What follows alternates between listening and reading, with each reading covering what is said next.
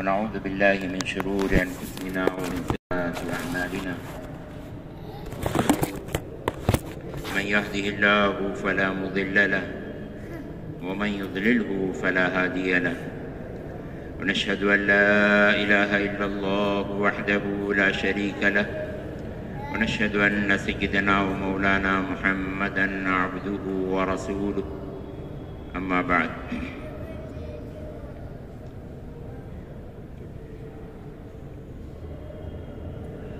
قال الله تعالى في القرآن المجيد والفرقان الحميد فأعوذ بالله من الشيطان الرجيم بسم الله الرحمن الرحيم هو الذي أرسل رسوله بالهدى ودين الحق ليظهره على الدين كله ولو كره المشركون صدق الله العلي العظيم وقال رسول الله صلى الله عليه وسلم لا يؤمن أحدكم حتى أكون أحب إليه من والده وولده والناس أجمعين أو كما قال عليه الصلاة والسلام صدق الله العلي العظيم وصدق رسوله النبي الكريم ونحن على ذلك من الشاهدين والشاكرين والحمد لله رب العالمين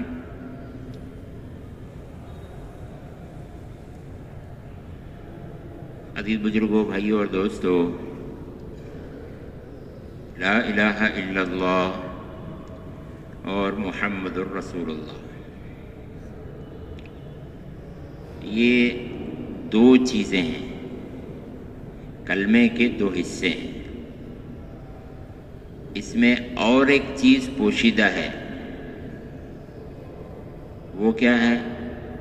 وہ ہے اللہ کا کلام قرآن مجید۔ یہ تین چیزیں ہوئی ٹوٹل، لا الہ الا اللہ یعنی اللہ ہوئے، محمد الرسول اللہ اللہ کے رسول صلی اللہ علیہ وسلم ہوئے، اب اللہ ہیں اور اللہ کے رسول ہیں، پھر اس میں اور ایک چیز ہے اللہ کا کلام۔ یہ تین جو ہے یہ بنیادیں ہیں کلمے کی، لا الہ الا اللہ محمد الرسول اللہ، اشہد ان لا الہ الا اللہ و اشہد ان محمد الرسول۔ اللہ کے رسول صلی اللہ علیہ وسلم نے ایک مرتبہ مثال دے کر کے بیان فرمایا۔ کیا مثال دی؟ مثال یوں دی اللہ کے رسول صلی اللہ علیہ وسلم نے کہ ایک خیمہ لگا ہوا، خیمہ، ٹھیک ہے نا، خیمہ ہے نا، تو خیمہ لگا ہوا ہے، تو خیمے کے لیے کتنے ستون کی ضرورت پڑتی ہے؟ کتنے ستون کی ضرورت پڑتی ہے بھائی؟ 5 ستون کی ضرورت پڑتی ہے نا، تو اس میں سے 4 تو کنارے کنارے میں رہتے ہیں اور ایک کہاں رہتا ہے؟ بیچ میں رہتا ہے۔ یہ ہے صحیح۔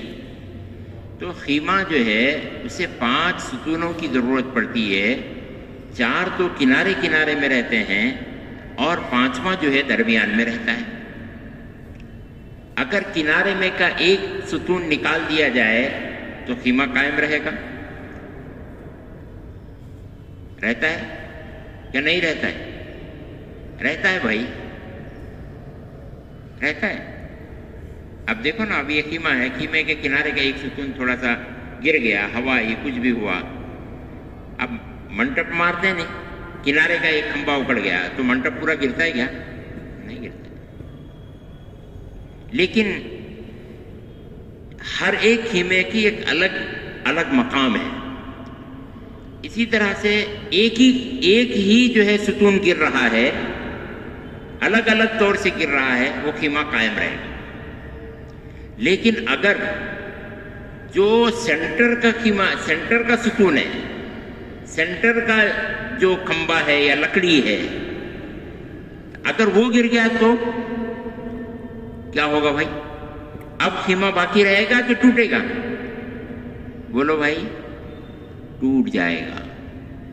یہ مثال اللہ کے رسول صلی اللہ علیہ وسلم نے دی، اور دے کر کے فرمایا کہ جس طرح سے اس خیمے میں سینٹر کا جو ستون ہے جس کے اوپر میں وہ پورا خیمہ کھڑا ہوا ہے، تو اللہ کے رسول نے فرمایا کہ اسلام کو ایک خیمے کے جیسا سمجھو، دین کو ایک خیمے کے جیسا سمجھو، اور اطراف میں جو ستون ہے وہ ساری چیزیں ہیں، نماز ہے، روزہ ہے، زکوٰۃ ہے، حج ہے، معاشرت ہے، اخلاق ہے، معیشت ہے، یہ ساری چیزیں ایسا اطراف میں جڑی ہوئی ہیں، اور وہ جو سینٹر کا خیمہ ہے وہ ہے لا الہ الا اللہ محمد الرسول اللہ۔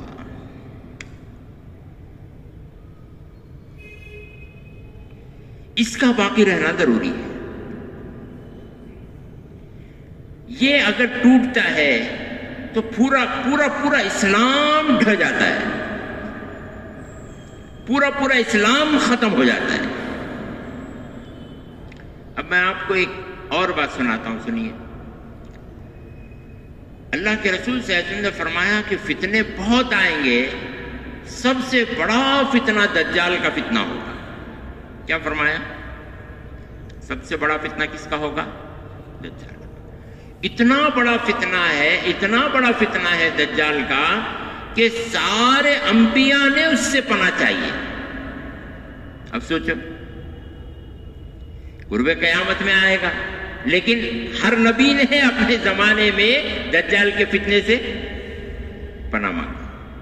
پھر اللہ کے رسول نے فرمایا کہ میں اور قیامت جو ہے اس طرح سے ہیں۔ کیا فرمایا اللہ کے رسول نے؟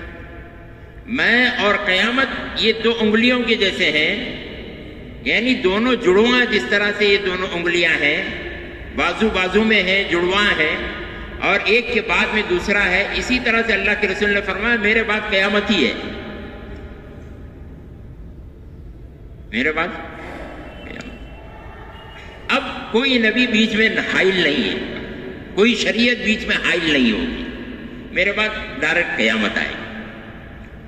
اس لیے اللہ کے رسول صلی اللہ علیہ وسلم نے اپنی امت کو دجال کے فتنے سے بچنے کے لیے بہت ساری ہدایتیں دی ہیں۔ دجال کا فتنہ کیا ہے؟ دجال کا فتنہ بس یہ ہے، وہ یہ کہے گا کہ میں خدا ہوں۔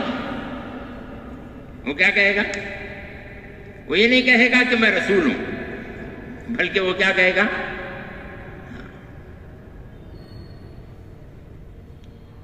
میں خدا ہوں، وہ یہ کہے گا، اور ایسی چیزیں پیش کرے گا کہ جسے دیکھ کر کے انسان دھڑا دھڑ جو ہے اسے خدا ماننا شروع کرے گی۔ ایسا ہوگا۔ آپ کے پاس میں جتنے موبائل ہیں، ہر موبائل پہ میسج آئیں گے، ڈیلی میسج آئیں گے، آتے رہیں گے، یہ ہے خدا، تم جسے خدا سمجھ رہے تھے وہ یہ ہے خدا، تم مارنے والے کو خدا کہتے ہو، زندہ کرنے والے کو خدا کہتے ہو، اناج اگانے والے کو خدا کہتے ہو، مرے ہو پر کنٹرول کرنے والے کو خدا کہتے ہو، آسمانوں سے بارش برسانے والے کو خدا کہتے ہو، چاند اور سورج کو جو ہے چلانے والے کو خدا کہتے ہو، تو وہ سب میں ہی کر رہا ہوں، وہ سب میں کر رہا ہوں۔ آپ کے سامنے آپ کے رشتہ داروں کو مار کر کے دوبارہ زندہ کھڑا کرے گا۔ پھر ابھی ہی بستیوں میں جا کر کے دیکھو مسلمان مرتد ہو رہے ہیں۔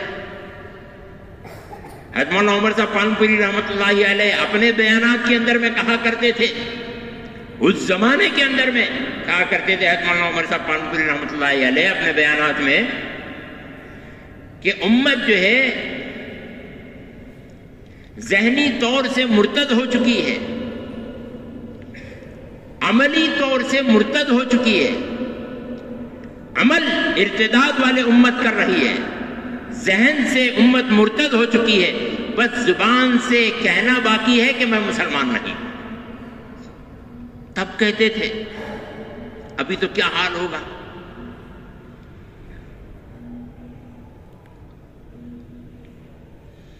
تو دجال یہ کہے گا میں خدا ہوں. ہمارے سامنے آئیں گی مثالیں. اور اس کے لیے جو ہے اناج اگائے گا, اناج زمین کے اندر میں ڈالے گا دانا, اور پھر جو ہے 1 گھنٹے کے اندر میں وہاں جو ہے وہ گیہوں تیار ہو کر کے ریڈی ہو جائے گا. آپ کو دکھے گا. آپ کے رشتہ داروں کو, مرے ہوئے رشتہ داروں کو بلا کر کے ان سے بات کرائے گا. آپ کی مرے ہوئے رشتہ داروں سے آپ کی بات کرائے گا. آپ کے سامنے مار کر کے دوبارہ زندہ کرے گا.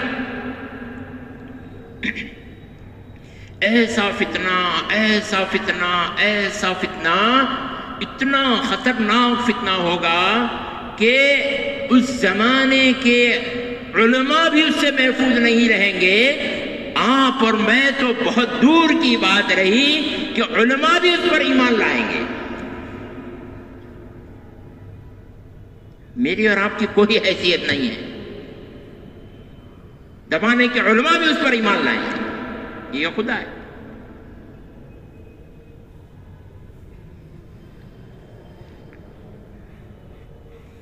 تو فتنہ کون سا ہے؟ اللہ کے رسول صلی اللہ علیہ وسلم نے فرمایا اس کے فتنے سے بچنے والے کون لوگ ہوں گے؟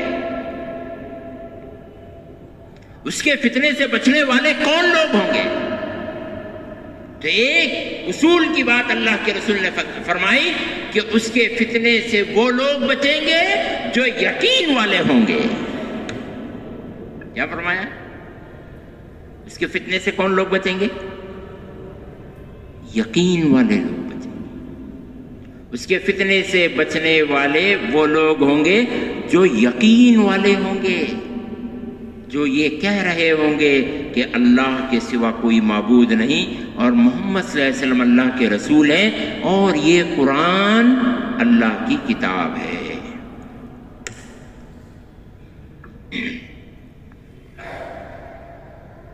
وہ لوگ بچیں گے. آپ بول رہے ہوں گے صاحب ہم بھی تو یہی کرتے ہیں, ہم بھی تو یہی کرتے ہیں. نہیں, یہ جو ہم کر رہے ہیں یہ صرف جو ہے یہ ہماری زبانوں پہ ہے. یہ کہاں ہے؟ ہماری آنکھوں میں ہے, ہمارے دماغ میں ہے. کلمہ ہمارے دماغ میں ہے, ہمارے زبان پہ ہے, ہماری آنکھوں پہ ہے, ہمارے کانوں میں ہے کلمہ, ہماری عقلوں میں ہے.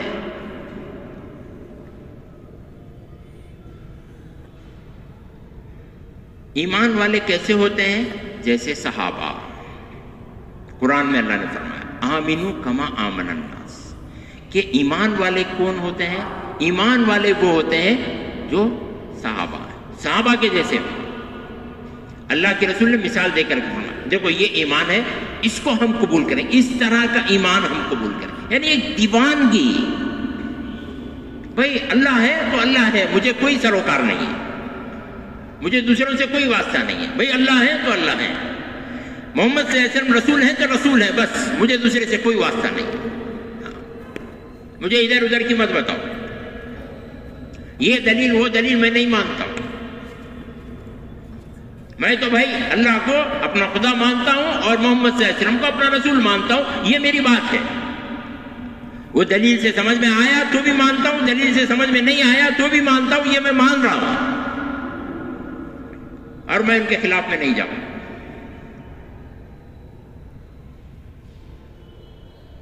اس کی پوری زندگی اللہ اور اس کے رسول کے دائرے کے اندر میں ہوگی, کیونکہ وہ اللہ اور اس کے رسول کو مان رہا ہوگا. جو آدمی دماغ سے اللہ اور اس کے رسول کو مانتا ہے, جو آدمی زبان سے اللہ اور اس کے رسول کو مانتا ہے, جو آنکھوں سے اللہ اور اس کے رسول کو مانتا ہے. دیکھو ایک بزرگ سے کہا گیا, پوچھا گیا کہ فتنہ تاتار میں لاکھوں مسلمانوں کا قتل ہوا, پھر اللہ نے مدد کیوں نہیں کی مسلمانوں کی؟ تو انہوں نے جواب دیا ارے بھائی تمہیں کیا پتا, چنگیز خان نے جن مسلمانوں کو قتل کیا, لاکھوں مسلمانوں کو, ان میں تو صرف 3 ہی مسلمان تھے. کیا کہا انہوں نے؟ کتنے مسلمان تھے؟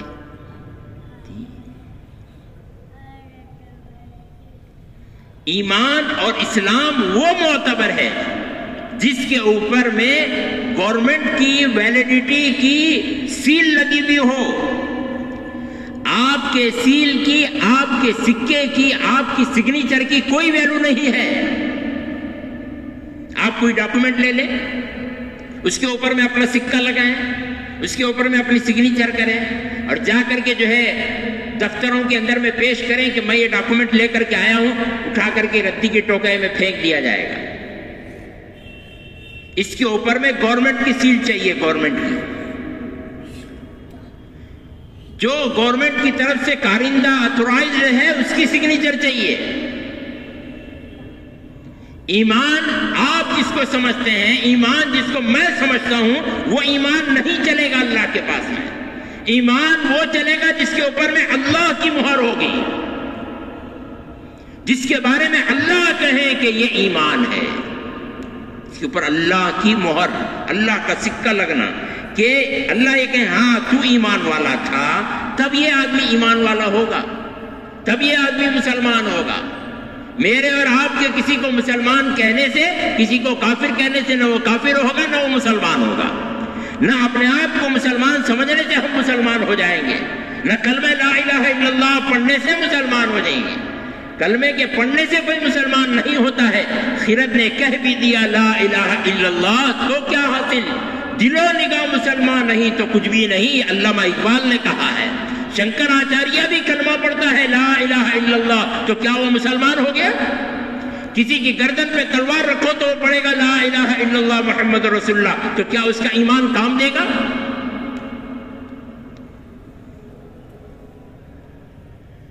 زبان کا، عقل کا، آنکھ کا، کان کا یہ کلمہ اور جو ہے یہ ایمان بالکل بھی کام نہیں دے گا.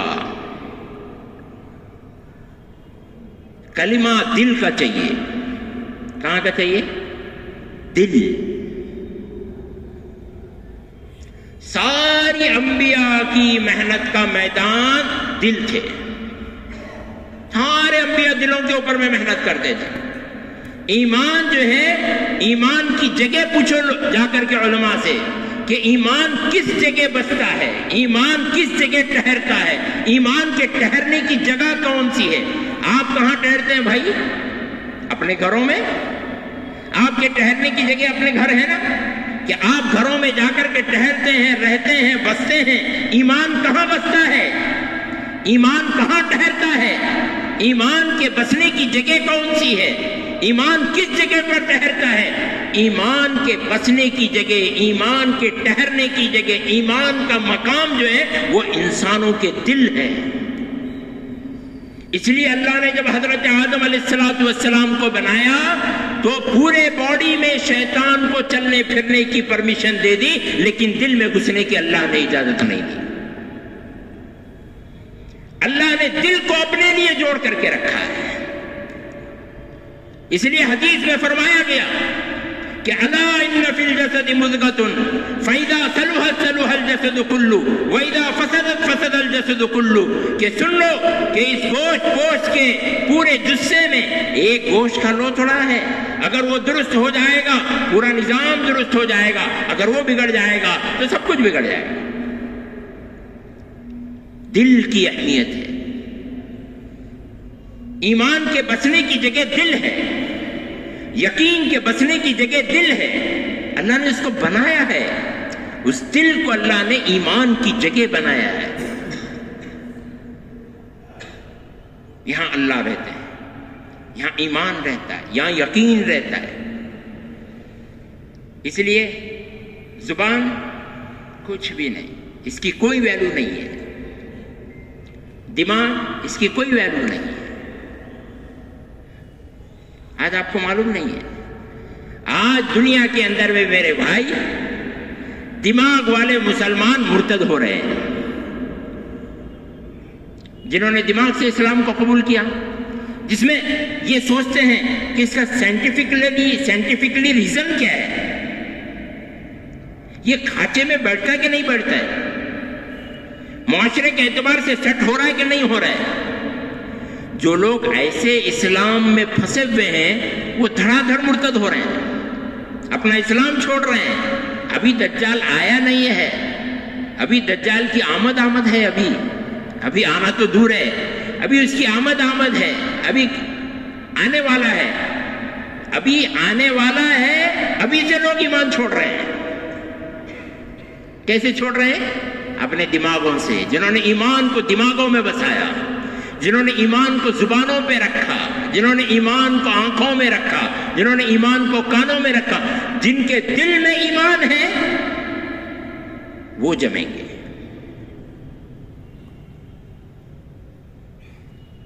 اور وہ بہت تھوڑے ہوں گے. کیا ہوں گے؟ بہت تھوڑے. اس لیے اللہ نے فرمایا, حدیث میں آتا ہے, ایمان کا ذرہ بھی لے کر اللہ کے پاس میں پہنچو گے. کتنا؟ ایمان کا ذرہ بھی لے کر اللہ کے پاس پہنچو گے, اللہ ایک نہ ایک دن اس آدمی کو جنت میں داخل کرے گا. اتنی ویلو ہے اس کی. تو آسانی سے ملے گا, آسانی سے ملے گا. جھوٹ بھی بولو ایمان ملے گا, بدنگاہی کرتے رہو ایمان ملے گا, زنا میں ملوث ہیں ایمان ملے گا, سود میں ملوث ہیں ایمان ملے گا, قتل میں ملوث ہیں ایمان ملے گا, اللہ کی نافرمانی میں ملوث ہیں ایمان ملے گا, نمازیں چھوڑ رہے ہیں ایمان ملے گا, دوسروں کو دھوکہ دے رہے ہیں ایمان ملے گا, قرضے لے کر کے قرضے واپس نہیں لوٹا رہے ہیں ایمان ملے گا, ماں کو ستا رہے ہیں ایمان ملے گا, باپ کو ستا, ایسے ملے گا ایمان. یہ زبان کا ایمان ہے, یہ زبان کا ایمان ہے. جس کے دل میں ایمان ہے وہ ماں کی قدر کرے گا, جس کے دل میں ایمان ہے وہ باپ کی قدر کرے گا, جس کے دل میں ایمان ہے اس کی زبان سے گالی نہیں نکلے گی, جس کے دل میں ایمان ہے وہ سود اور بٹی میں نہیں جائے گا, جس کے دل میں ایمان ہے وہ قتل غارت گری کی طرف میں نہیں جائے گا, جس کے دل میں ایمان ہے وہ زنا کی طرف میں نہیں جائے گا, جس کے دل میں ایمان ہے وہ جھوٹ بات نہیں بولے گا, جس کے دل میں ایمان ہے لوگوں کے قرضے دبا کر کے نہیں بیٹھے گا, جس کے دل میں ایمان ہے لوگوں کے حق دبا کر کے نہیں بیٹھے گا, وہ ایمان والا ہوتا ہے. ارے ایک صحابی بتاؤ بھائی جس نے یہ کام کیا. اس لیے اللہ نے فرمایا آمنو کما آمن الناس. ایمان وہ ہے جو صحابہ کا ہے, ایمان والے وہ ہیں جو صحابہ ہیں, ان کا ایمان معتبر ہے, ان کے جیسا ایمان معتبر ہے, ویسا ایمان لے کر کے آؤ, اس طرح سے اپنا ایمان بناؤ, اس طرح سے اپنا کلمہ بناؤ, اس طرح سے اللہ کو مانو, اس طرح سے محمد صلی اللہ علیہ وسلم کو مانو, اس طرح سے قرآن کو مانو, اپنی زندگی کو ویسے بناؤ. اللہ نے یہ کہا ہے. سمجھ رہے نا میری بات بھائی؟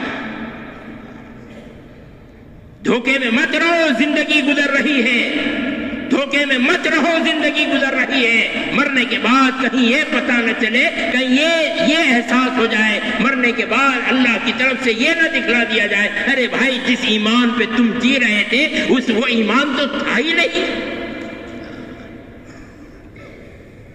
وہ ایمان تو تھا ہی نہیں, وہ اسلام تو تھا ہی نہیں. قبلے سے رخ پھیر دیے گئے کتنے مسلمانوں کے. سلیمان ابن عبد الملک عرب کا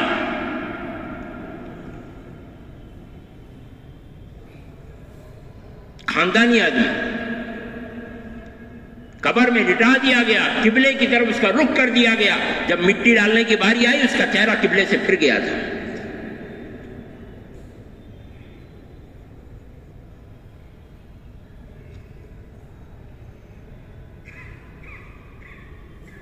وہ تو مرنے کے بعد میں پتہ چلے گا بھائی کیا ایمان لے کر کے آئے, کون سا ایمان لے کر کے آئے, وہ ایمان تھا بھی کیا نہیں تھا, میں مسلمان تھا بھی کیا نہیں تھا. اس لیے فرمایا اللہ کے رسول نے من آخر کلامہ لا الہ الا اللہ. اب میں آپ کو ایک حقیقت سناتا ہوں. ایک ڈاکٹر نے کہا کہ میرے ہاتھوں میں 100 سے مسلمان مرے, میں ہر مسلمان کو کلمے کی تلقین کرتا تھا, لیکن 100 میں سے 2 نے کلمہ پڑھا. اللہ کے رسول من آخر کلامہ لا الہ الا اللہ دخل الجنہ. جس کا مرتے جس کا آخری کلمہ آخری جملہ لا الہ الا اللہ یعنی ایمان ہوگا، جس کا آخری جملہ ایمان پر ہوگا، وہ آدمی جنت میں جائے گا بھائی. وہاں کھلتا ہے جب مرد موت آتی ہے اور اس کی شہرت کو ٹچ کرتی ہے. جب موت آتی ہے اور اس کی شہرت کو ٹچ کرتی ہے اور اس کی روح نکالنے کے لیے آتی ہے، اس وقت میں پوری دنیا سامنے رہتے ہوئے بھی غائب ہو جاتی ہے. یہ اپنی بیوی کو جس کے ساتھ ساری زندگی رہتا رہا اور ساری زندگی کھاتا پیتا اٹھتا بیٹھتا سوتا جاگتا رہا جس بیوی کے ساتھ میں، جب ملک الموت آئے گی اور موت اس کی روح نکالنا شروع کرے گی، تو اس وقت میں یہ اپنی بیوی کو پہچاننا بند کر دے گا، اپنے بیٹے کو پہچاننا بند کر دے گا. اس کا ہاتھ پکڑ کر کے تم کہو ابا میں ہوں، کہے گا میں تجھے نہیں پہچانتا. یہ حال ہر مرنے والے کا ہوتا ہے. آپ جا کر کے دیکھو. اس لیے شیخ الحدیث نے فضائل اعمال دوم کے اندر میں لکھا ہے کہ نیکیوں سے خالی بدن کا علاج یہ ہے جس کو نیکیاں کرنے کا شوق نہیں ہوتا، نمازیں پڑھنے کا شوق نہیں ہوتا، قرآن پڑھنے کا شوق نہیں ہوتا، تسبیح کرنے کا شوق نہیں ہوتا، بیان سننے کا شوق نہیں ہوتا، مسجد میں بیٹھنے کا شوق نہیں ہوتا، اللہ کرنے کا شوق نہیں ہوتا. اس کا علاج کیا ہے؟ تو شیخ نے لکھا ہے فضائل اعمال دوم میں، نیکیوں سے خالی بدن کا علاج مردوں کو نہلانا ہے. مردوں کو نہلاؤ، اس کے ٹھنڈے ٹھنڈے ہاتھ پکڑو، اس کی بند آنکھوں کو دیکھو، اس کے چہرے کو دیکھو. آدھا گھنٹہ پہلے تمہارے ساتھ میں گھوم رہا تھا، پھر رہا تھا، آج جو ہے اپنے اوپر پانی ڈالنے کے بھی قابل نہیں ہے. جس وقت میں مر رہا تھا پاخانے کے ساتھ میں مرا، اپنا پاخانہ دھونے کے بھی قابل نہیں ہے. جب وہ موت آتی ہے، موت کیا ہے؟ موت روح نکالنے کی مشین ہے. موت کیا ہے؟ روح نکالنے کی. اس موت کو کنٹرول کرتے ہیں حضرت اسرائیل علیہ السلام. ان کو کہتے ہیں ملک الموت. وہ موت کے فرشتے ہیں. وہ اسرائیل علیہ السلام کون ہے؟ وہ موت نہیں ہے. وہ کیا ہے؟ ملک الموت ہے. موت جس کے کنٹرول میں ہے، اللہ نے جس کے کنٹرول میں دیا، وہ کون ہے؟ حضرت اسرائیل. وہ فرشتہ ہے، وہ روح نہیں نکالتے. روح نکالنے کی مشین ہے موت. اس کو کیا کہتے ہیں؟ موت، ملک الموت. وہ بہت ڈینجر ہے. جب اللہ نے اس مشین کو بنایا، جیسے مجھے اور آپ کو اللہ نے بنایا، ایسے اللہ نے جب موت کو پیدا کیا تو جب وہ چنگھاڑ کر کے ایسا اڑی تو سارے فرشتے ڈر سے چھڑاؤں سجدے کے اندر میں. اتنی ڈینجر چیز ہے وہ موت. اس لیے جب وہ آتی ہے موت، تو جب وہ آتی ہے نا موت، ملک الموت اسے لے کر کے جب آتے ہیں انسان کی روح نکالنے کے لیے، جب حضرت اسرائیل اس موت کو لے کر کے آتے ہیں، اس موت کو دیکھتے ہی انسان کی آنکھیں پھٹ جاتی ہیں. ایسے پورا آنکھیں دیدے سب باہر آ جاتے ہیں. ہم بولتے ہیں ارے آنکھیں اجلے کر رہنے، بولتے ہیں ہم لوگ آنکھیں اجلے کیا. وہ آنکھیں اجلے کرنا نہیں ہوتا ہے، وہ موت کو دیکھتا ہے. جیسے ہی موت کو دیکھتا ہے وہ اتنی ڈینجر ہوتی ہے کہ پوری دنیا بھلا دیتی ہے. اس کو دیکھتے آیا، ارے آیا آیا آیا، ارے آیا آیا آیا آیا، مرنے والا. سنو جی، کبھی اللہ آپ کو بھی توفیق دے کسی مرنے والے کے سامنے کھڑے ہونے کی. ہم نے دیکھا ہے بھائی، مرنے والوں کا ہاتھ پکڑ کر کے ہم کھڑے ہوئے ہیں، ان کے ساتھ ہم رہے ہیں. کیسے مر رہا ہے ہم نے دیکھا ہے. کئی مرنے والوں کو ہم نے دیکھا ہے. وہی باتیں جو احادیث میں ہیں، وہی ایک حقیقت ہے، اس کو کوئی جھٹلا نہیں سکتا. آتی ایسا موت، آئی آئی آئی آئی، اور جیسے ہی ٹچ کرتی ہے تو پھر کیا ہوتا ہے؟ انسان ایک بے ہوشی کے عالم میں آ جاتا ہے. دنیا ختم ہو گئی، اب اس کا معاملہ فنش ہو گیا. اس وقت میں جب یہ بیوی کو نہیں پہچان رہا، بچوں کو نہیں پہچان رہا، آستی سب بھول گیا، پیسے سب بھول گیا، بینک بیلنس، گاڑیاں، بنگلے سب بھول گیا، اس وقت میں جس آدمی کا جملہ ہوگا لا الہ الا اللہ، تو وہ آدمی ایمان والا ہوگا۔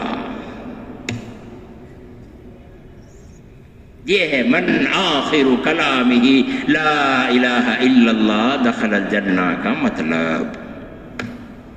یہ ہے دعوت و تبلیغ کی محنت کا نچوڑ۔ کہاں کھو گئے بھائی؟ کن چیزوں میں پھنس گئے؟ مقصد ہم نے بھلا دیا۔ بیانات سنو حضرت جی الیاس صاحب رحمۃ اللہ علیہ کے، ملفوظات پڑھو حضرت جی الیاس صاحب رحمۃ اللہ علیہ کے، حیات الصحابہ پڑھو حضرت جی صاحب رحمۃ اللہ علیہ کی، ان کے بیانات پڑھو حضرت جی صاحب رحمۃ اللہ علیہ کے، مفتی سعید احمد صاحب کے جو ہے خطوط پڑھو، پتہ چلے گا۔ مولانا عمر صاحب پانپل رحمۃ اللہ علیہ کے بیانات بار بار سنو، کیا ہے تبلیغ کر کے سمجھ میں آئے گا، کس چیز کی محنت ہے تبلیغ وہ سمجھ میں آئے گا۔ رخ پورا موڑ دیا دعوت و تبلیغ کا۔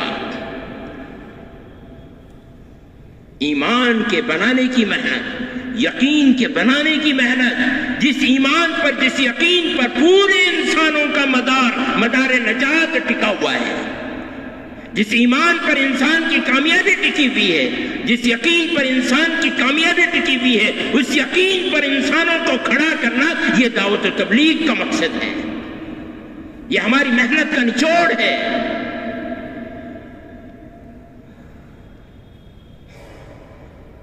اس لیے اپنے اندر میں یقین کو پیدا کرو، یقین والے کامیاب ہونے والے ہیں۔ 13 سال مکہ مکرمہ میں اللہ کے رسول نے کیا کیا؟ کس چیز کی محنت ہوئی؟ 13 سال مکہ مکرمہ میں اللہ کے رسول نے کس چیز پر صحابہ کو کھڑا کیا؟ نماز نہیں تھی، روزہ نہیں تھا، زکوٰۃ نہیں، کچھ بھی اعمال نہیں تھے، کچھ بھی اعمال مکے میں نہیں تھے۔ پہلے نماز ہی تو فرض ہوئی، وہ بھی جو ہے معراج کے اندر میں، ہجرت سے 1 سال پہلے۔ تو کس چیز پہ اللہ کے رسول نے کھڑا کیا صحابہ کو؟ یقین، اس بات پہ آؤ کہ اللہ ہے، اللہ ہی کرتے ہیں، اللہ سے ہی ہوتا ہے۔ تو صحابہ محنت کرتے، محنت ہے اسے، ایسے نہیں ہوتا ہے، محنت ہے اسے۔ صحابہ نے محنت کی، بہت زبردست محنت کی۔ محنت الگ الگ طریقے سے ہوئی، ہر صحابی کے ساتھ الگ الگ طریقے سے ہوئی۔ حضرت بلال کی محنت الگ ہے، حضرت مصعب بن عمیر کی محنت الگ ہے، لیکن مقصد صرف کا ایک ہی تھا۔ محنت ہوئی، تڑپتے رہے۔ حضرت خباب جو ہے اس محنت سے تنگ آ کر کے اللہ کے رسول کے پاس آئے ہیں، اللہ اکبر، اپنی جلی ہوئی پیٹھ لے کر کے آئے ہیں، آگ کے انگاروں پر دشمنوں کے نرگے میں سلا دیے گئے تھے۔ آپ میں سے کسی کے ساتھ میں ہوا؟ تبھی پتا چلے گا جی، دشمنوں کے نرگے میں پھنسے ہوئے ہو اور وہاں پہ اپنے ایمان کو ثابت کرو۔ ابھی تو کھاتے پیتے مزہ کرتے تو ہر آدمی ہے میں بھی مسلمان ہوں، میں بھی مسلمان ہوں، سب بولیں گے، تو کھیل ہے۔ اللہ کہتے ہیں ایمان لانا کیا کھیل ہے؟ افحسبتم ان تدخلوا الجنہ، یہ تمہارا کیا گمان ہے کہ تم ایسی ہی جنت میں جاؤ گے؟ ہم تمہیں نہیں آزمائیں گے؟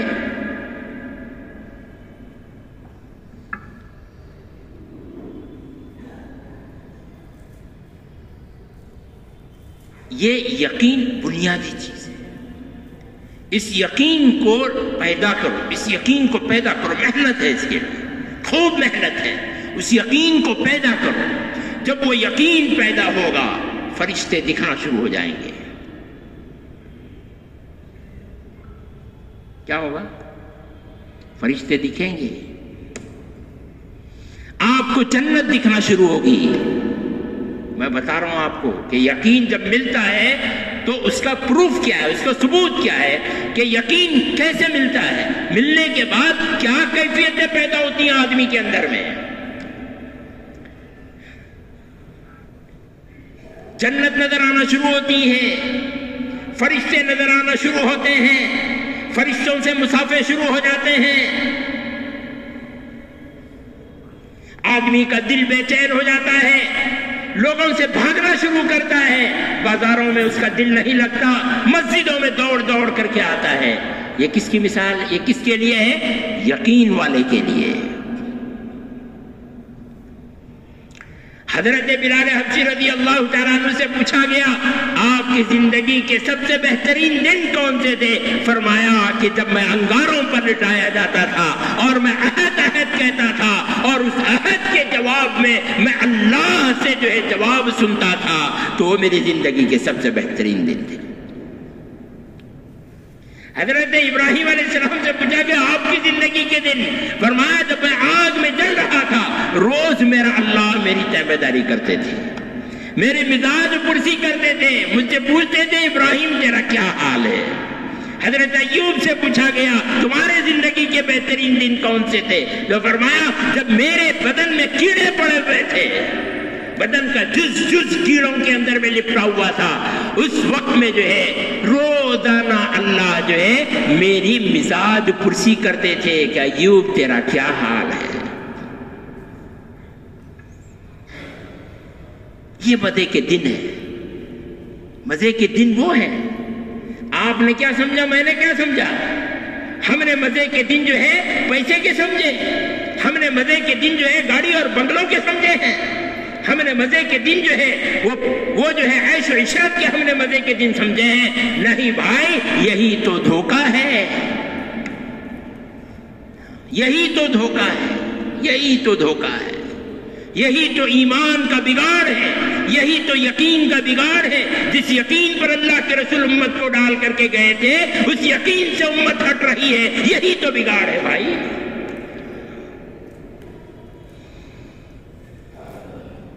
کیا نہیں کہا صحابہ نے کہ جب یہ خبر ملی انہیں احد کے میدان میں کہ بھائی جو ہے اللہ کے رسول نعوذ باللہ من ذالک شہید ہو گئے، تو صحابہ جو ہے مایوس ہو گئے۔ تو ایک صحابی کہنے لگے ارے بھائی ڈرنے کی کیا ضرورت ہے، چلو احد کے پہاڑ سے جنت کی خوشبو آ رہی ہے، چلو گردن کٹاتے ہیں۔ ایک صحابی کے سینے میں نیزہ پھونک کر کے مار دیا گیا، کہنے لگے تو نے کمال کر دیا، فزت ورب الکعبہ، میں تو کامیاب ہو گیا۔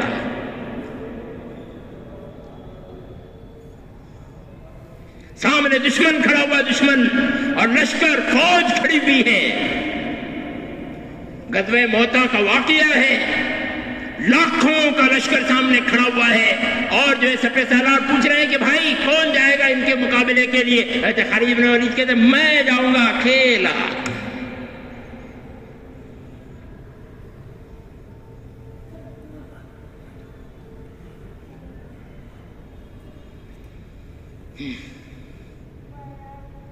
حضرت خالد بن ولید فرماتے ہیں کہ اگر موت جو ہے تلواروں میں ہوتی، اگر موت جنگوں میں ہوتی تو میں تو 10 مرتبہ مر چکا ہوتا۔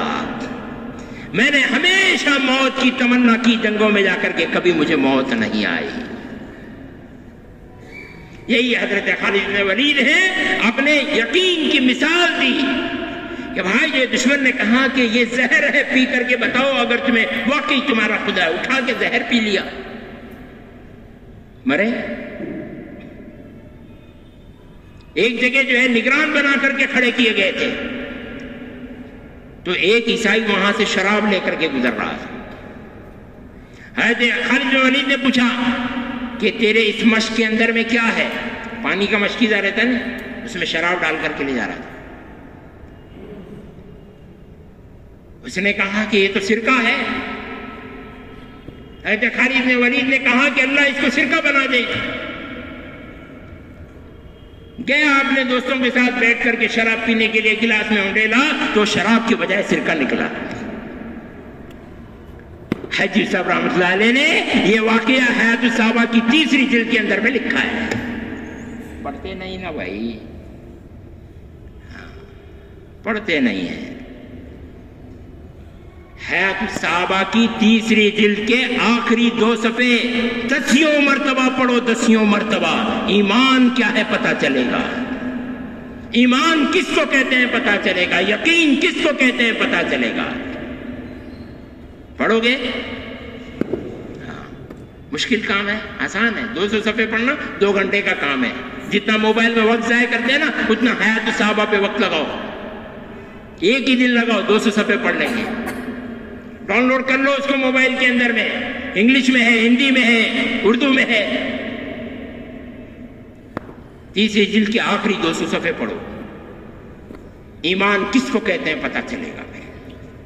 کیا صحابہ کرام نے اپنے ایمان کو بنایا تھا اور کس طرح کا صحابہ کرام کا ایمان تھا، تب جا کر کے اللہ نے گواہی دی ان کے ایمان کی کہ یہ ہیں ایمان والے، یہ ہیں یقین والے، ان کے جیسا ایمان بناؤ اور ان کے جیسا یقین لے کر کے آؤ۔ ان کے ایمان اور ان کے یقین پر ہماری مہر لگی ہوئی ہے، ہمارا سیل لگا ہوا ہے، یہ ویلڈ ایمان ہے، ویلڈ ایمان۔ انویلڈ ہو گئے بہت بڑا نقصان ہو جائے گا، بہت بڑا نقصان ہو جائے گا۔ اپنے آپ کو اللہ کے نگاہوں میں ویلڈ بناؤ، اپنے آپ کو اللہ کے نگاہوں میں قبول کراؤ، اللہ کے نگاہوں میں قبول کراؤ، اپنے آپ کو اللہ کے نگاہوں میں قبول کراؤ۔ اللہ کی قبولیت ہی قبولیت ہے، اللہ کی ناراضگی ہی ناراضگی ہے۔ یہی ہے ایمان اور یہی ہے یقین، اسی کی محنت کرو، اسی کے اندر میں لگو۔ جب جو ہے آدمی اس یقین کی اور اس ایمان کی محنت کرے گا تو پھر جو ہے ہزاروں طرح کی جو ہے رکاوٹیں آئیں گی، ان رکاوٹوں کو عبور کرو، ان رکاوٹوں کو پار کرو، پھر پار کر کے اپنے آپ کو یقین کی، ایمان کی سطح پہ لا کر کے کھڑا کرو۔ کیسے پتا چلے گا کہ میں ایمان والا یقین والا ہو گیا؟ آپ کو بتا دیا نا میں نے کہ کیسے پتا چلے گا کہ ایمان والا اور یقین والا بن گیا؟ جب آپ اپنی آنکھوں سے فرشتوں کو دیکھو گے،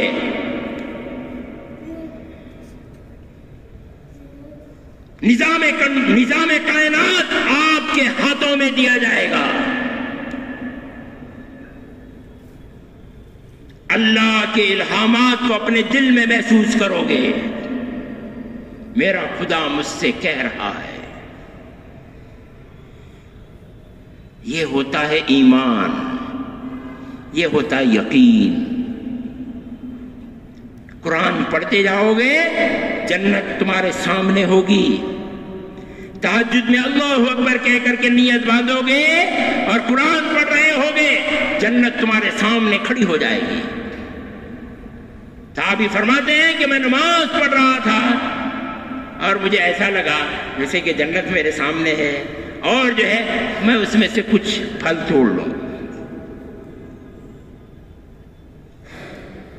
صحابی قرآن پڑھ رہے تھے، ان کے قرآن کے پڑھنے کو سن کر کے آسمانوں سے فرشتے اتر گئے اور گھوڑا جو ہے وہ ہنہنانے لگا۔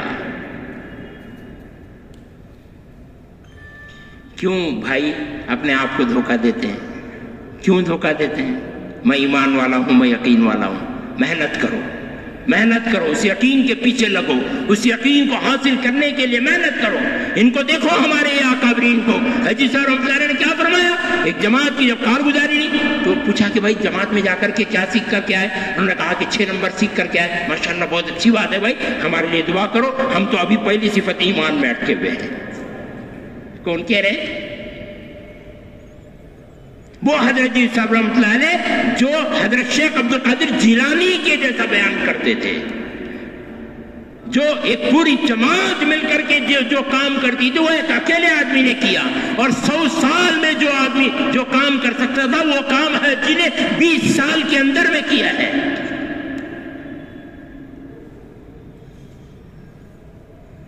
حضرت جی جب بولتے تھے تو ایسا لگتا تھا جیسے کہ ابھی جنت سامنے آ جائے گی، جہنم سامنے آ جائے گی۔ ایمان اتنا بولتے تھے حجی صاحب رحمۃ اللہ علیہ۔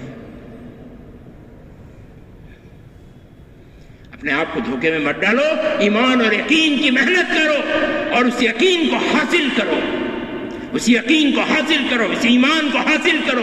جب یہ یقین اور ایمان حاصل ہو جائے گا تو پھر میرے بھائیوں آپ اس مقام پر کھڑے ہوں گے کہ بادشاہ آپ کے در پہ آئے گا، آپ پاؤں پھیلا کر کے بیٹھے پہ ہوں گے، بادشاہ جو ہے وہ آئے گا اور جو ہے تحفے طائف آپ کے قدموں پہ لا کر کے رکھے گا اور جو ہے وہ چلا جائے گا، لیکن آپ پاؤں نہیں سمیٹیں گے۔ شاگرد پوچھیں گے کہ حضرت بادشاہ آیا تھا، آپ نے جو ہے اس کا اکرام نہیں کیا، آپ نے اس کے تحفے کو قبول نہیں کیا۔ تو انہوں نے کہا کہ جو پاؤں پھیلاتے ہیں وہ ہاتھ نہیں پھیلایا کرتے۔ ابھی کیا سناؤں میں آپ کو واقعات، شیخ اجمیری کی اگر واقعات سناؤں تو آپ پریشان ہو جائیں گے۔ ایمان اور یقین کی مثال اور پہاڑ تھے شیخ اجمیری رحمت اللہ علیہ۔ اپنا یقین بناؤ، اپنا ایمان بناؤ، اسی کے اوپر میں نجات ہے۔ اور یہ جو اس وقت کا زمانہ ہے یہ دجال کے فتنوں سے پہلے کا زمانہ ہے۔ اب جو ضرب ہونے والی ہے، اب جو مار پڑنے والی ہے مسلمانوں پر، وہ ایمان اور یقین کی مار پڑنے والی ہے۔ ابھی جو خطرے ہیں وہ ایمان کے خطرے ہیں، ابھی جو خطرے ہیں وہ یقین کے خطرے ہیں کہ کہیں یقین نہ سلب کر لیا جائے، کہیں ایمان نہ سلب کر لیا جائے۔ رات اور دن مسلمان کے نوجوان رات اور دن کانوں میں میوزک لگا کر کے پڑے ہوئے ہیں۔ میرے بھائیوں حالت یہ ہو گئی ہے کہ صبح میں ایک ایمان والا ہے اور شام میں وہ مرتد ہو رہا ہے۔ ابھی ہو رہے ہیں کتنے مسلمان مرتد، ہم دیکھ رہے ہیں، روز دیکھ رہا ہوں کہ روز ایمان چھوڑ رہے ہیں مسلمان۔ یہ ایمان کے فتنوں کا زمانہ ہے، یہ یقین کے فتنوں کا زمانہ ہے، ایمان پر ڈاکے کا زمانہ ہے، یقین پر ڈاکے کا زمانہ ہے۔ محنت کرو، ہر لائن سے محنت کرو اپنے ایمان کو اور اپنے یقین کو بنانے کی۔ کریں گے؟ یہ ہمارے دعوت و تبلیغ کا نچوڑ میں نے آپ کے سامنے ذکر کیا ہے۔ ایمان بنانا، یقین بنانا، یہ جو ہے یہی ہماری محنت ہے۔ اس کے اوپر میں آگے سنو جی مولانا عمر صاحب پانپیر رحمۃ اللہ علیہ کے بیانات، 2 گھنٹے 2.5 گھنٹے ایمان پر بولتے تھے۔ ہمارے ساتھی ادھر ادھر کی بولنے کے لیے بولو، یقین پر بولنے کچھ بھی نہیں بول پاتے ہیں۔ مزہ کیا بتائیں گے اس یقین کا؟ جو آدمی یقین پر بول نہیں سکتا ہے، ایمان پر بول نہیں سکتا ہے، وہ ایمان اور یقین کا مزہ کیا چکھائے گا؟ ایمان کس کو کہتے ہیں، کیسے کھلائے گا؟ جو کھایا ہوگا وہ بتائے گا، جس کے پاس میں یقین ہوگا وہ چکھائے گا۔ اس لیے اس چکھے ہوئے ایمان کو اور چکھنے والے یقین کو حاصل کرو، یہی کامیابی ہے۔ ادھر ادھر کی چیزوں میں اور ادھر ادھر کی باتوں میں مت لگو میرے بھائیوں، اپنے ایمان کو بنانے کی محنت کرو، اپنے یقین کو بنانے کی محنت کرو۔ حیات الصحابہ ہمارے لیے سب سے بڑی چیز ہے۔ بار بار پڑھو حیات الصحابہ کو، بار بار پڑھو فضائل اعمال اول کو، اور بار بار پڑھو فضائل اعمال دوم کو۔ شیخ نے جتنے سیاہی کے نقطے، جتنی سیاہی شیخ نے فضائل اعمال کے لکھنے میں لگائی ہے، اس سے زیادہ آنسو شیخ نے اس کی قبولیت میں بہائے ہیں۔ کوئی معمولی کتاب نہیں ہے شیخ کی فضائل اعمال اول اور دوم۔ اس کتاب کو پڑھو، بار بار پڑھو، بار بار پڑھو۔ میں کہہ رہا ہوں، پہلے بھی کہا تھا، اب بھی کہہ رہا ہوں، فضائل اعمال کو بار بار پڑھو۔ ایک مسجد کی تعلیم ہوتی ہے، اس کو ہونے دو، نہ دھیان ہمارا ہوتا ہے، نہ جو ہے ہم اس سے کچھ حاصل کر پاتے ہیں۔ اس فضائل اعمال کو اپنے بستر پر، اپنے سرہانے میں رکھو، فضائل اعمال اول اور دوم کو پڑھو، اس میں فضائل اعمال اول اور دوم۔ غارت کرے اللہ تعالیٰ ان پبلشروں کو جنہوں نے فضائل اعمال اول میں سے فضائل درود کو نکال دیا۔ تم کو کیا پتا بھائی؟ یہ شیخ نے لکھا ہے۔ کون شیخ ہے؟ جاؤ مکہ مکرمہ میں، اس کی لائبریری میں جاؤ۔ مکہ مکرمہ کی لائبریری کے اندر میں ایک پورا کھانا بنا ہوا ہے حضرت شیخ ذکر رحمۃ اللہ علیہ کی کتابوں کا۔ وہاں لکھا ہوا ہے اس کھانے کے اوپر شیخ العرب والعجم۔